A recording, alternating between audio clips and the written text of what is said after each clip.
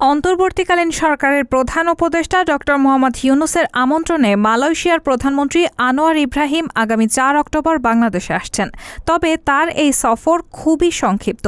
২.৫ ঘণ্টার মতো তিনি ঢাকায় অবস্থান করবেন।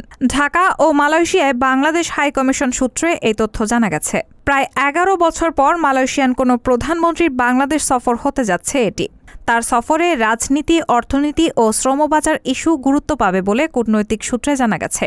একই সঙ্গে অন্তর্বর্তী সরকার দায়িত্ব নেওয়ার পর এটাই হবে বিদেশি কোনো প্রধানমন্ত্রীর ঢাকা সফর। মালয়েশিয়ায় বাংলাদেশ হাইকমিশন সূত্র জানায়, সফরকালে মালয়েশিয়ার প্রধানমন্ত্রী অন্তর্বর্তী সরকারের প্রধান উপদেষ্টা ড. মোহাম্মদ ইউনূস ও রাষ্ট্রপতি মোহাম্মদ শাহাবুদ্দিনের সঙ্গে সাক্ষাৎ করবেন। আশা করা হচ্ছে মালয়েশিয়ার প্রধানমন্ত্রীর এই সফরকে ড.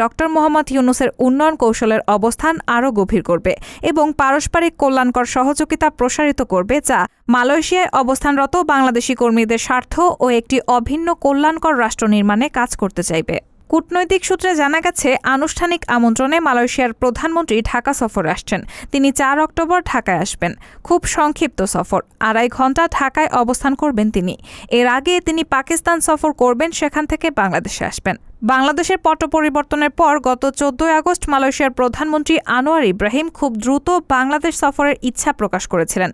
সেই সময় অন্তর্বর্তী সরকারের প্রধান উপদেষ্টা ড. মোহাম্মদ ইউনূসকে মালয়েশিয়ার প্রধানমন্ত্রী ব্যক্তিগতভাবে অভিনন্দন জানাতে ফোন করে এই ইচ্ছা ব্যক্ত করেছিলেন। উল্লেখ্য, Anwar Ibrahim Malaysian Islamic youth মুভমেন্টের সভাপতি থাকাকালীন সময়ে ১৯৮১ সালে ছাত্র শিবিরের জাতীয় কর্মী সম্মেলনে বিশেষ অতিথি হিসেবে যোগ দিয়েছিলেন এবং ওই সময় প্রথম তিনি বাংলাদেশ সফর করেন।